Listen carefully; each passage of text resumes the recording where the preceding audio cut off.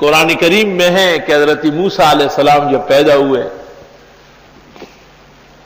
یہ وہ زمانہ تھا کہ فرعون کو نجومیوں نے ایک خواب کی تعبیر دی تھی کہ اسرائیل میں ایک بچہ پیدا ہوگا اور وہ تیری حکومت مصر تس نس کر دے گا، تہ و بالا کر دے گا۔ تو فرعون نے حکم دے دیا کہ جو بھی بچہ پیدا ہو وہ قتل ہو جائے۔ حضرت موسیٰ جب پیدا ہوئے تو ماں کو برداشت نہیں ہوا کہ وہ اسے قتل کرے۔ اللہ نے اس کے دل میں یہ بات ڈالی کہ اس کو کپڑے میں لپیٹو اور بکس میں رکھو اور بکس بند کر کے دریا میں چھوڑو۔ خیر لمبا قصہ ہے سورۃ طٰہٰ اور قصص میں۔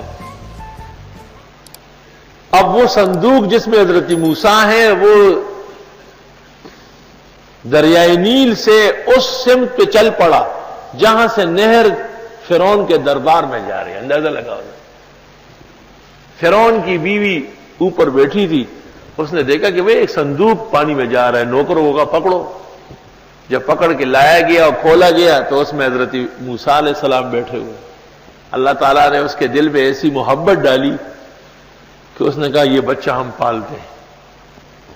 قرآن کریم میں اللہ فرماتے القیت علیک محبۃ منی، میں نے آپ کی محبت پیدا کی۔ مفسرین لکھتے ہیں کہ حضرت موسیٰ کو ماں نے دیکھا تو قتل سے باز آئی، فرعون کی بیوی نے دیکھا تو بیٹا بنانے لگی، فرعون نے دیکھا تو فرعونیت بھول گیا، ورنہ یہی تو انتظام ہوا ہے۔ اتنی عقل اس کی نہیں تھی کہ یہ انہی بچوں میں سے کوئی ہوگا جو میری سلطنت کو تس نس کر دے گا۔ وہ بھی رضامند ہو گیا کہ چلو اس کو پال لیتے ہیں۔ وَأَلْقَيْتُ عَلَيْكَ مَحَبَّةً مِّنِّي، یہ آیت اگر کاغذ پر لکھ کر کے مغرب و عشاء کے درمیان بغیر لکیروں والے کے اور پاس رکھے، جو ناحق تنگ اور پریشان کرتا ہے وہ محبت و دوستی شروع کر دے، لیکن ایسا نہ ہو کہ معاشقوں کے لیے استعمال کریں۔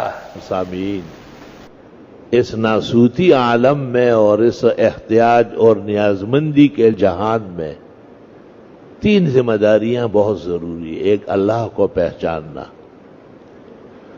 اس کی بلندی، عظمت، کبریائی، شان الوہیت، بے نیازی اور الوہیت کاملہ، اس پر ایمان رکھنا۔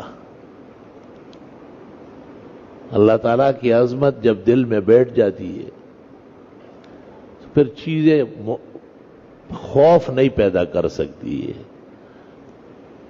ایک بہت بڑے عالم تھے محمد ابن نصر خزائی، وہ ایک ایسی جگہ گرفتار ہو گئے کہ بادشاہ بد مذہب تھا اور بد مذہب لوگوں کا رہنما تھا، اور ایسے ہی ہوتے ہیں یہ لوگ، تو ان میں مذہب کی پابندی تو ہوتی نہیں۔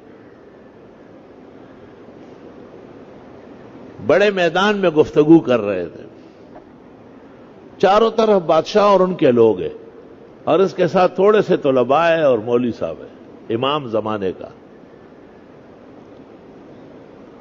شاگردوں میں سے ایک کو بلایا ایسا اور کہا دل لرز رہا ہے، کوئی آیت پڑھ کر تقویت دے دے۔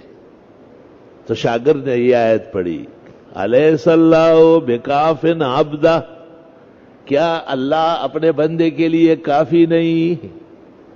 اور نے کہا چل ہو گیا۔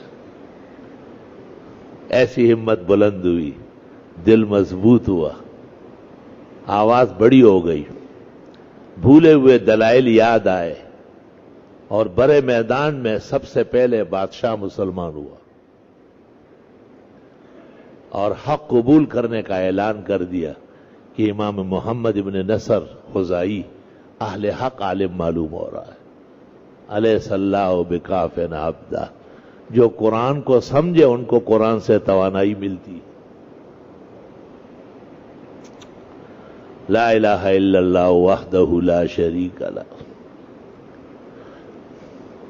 دوسرا یہ کہ اپنے بارے میں خوش فہمی نہیں ہونا چاہیے، بس چند دن کے لیے آئے ہیں اور جانا ہے، اور طوفان کی طرح جانا ہے، تو اس سے کوئی اجازت نہیں لینے آئے گا کہ یہ ٹھیک کرو پھر چلے جاؤ گے اور یہ لے آؤ پھر نہ، ہر کام دھرے کا دھرے رہ جائے گا اور آپ روانہ ہو جائیں گے، اور صبح و شام اس کا انتظار کرو۔ اس سے غفلت سخت نقصان اور خسارہ بازار ہے. مارکیٹ ہمیشہ کے لیے ڈاؤن ہو جائے گی. اور تیسرا یہ کہ دنیا تو ایک بلبلہ ہے, پانی کے سطح پہ تیر رہی ہے. دنیا تو ایک خواب ہے, بہت کچھ نظر آتا ہے, آنکھ کھلتی ہے کچھ نہیں ہوتا. دنیا نے ہمیشہ اپنے دوستوں کو اجھاڑا ہے. یہ وہ بے وفا چیز ہے. اپنے طلبگاروں کو اور عاشقوں کو ہمیشہ لتاڑ کے رکھا ہے. اور یہ کہ ایک دنیا اور ہے, ایک عالم اور ہے, اس کو آخرت کہتے ہیں, دار البقا کہتے ہیں, تو دار الفنا ہے. خالدین فیہا, وہاں ہم ہمیشہ رہیں گے. اللہ تعالیٰ وہاں کی خوشیاں, وہاں کی کامیابی یہ اپنے فضل و احسان سے نصیب فرمائے.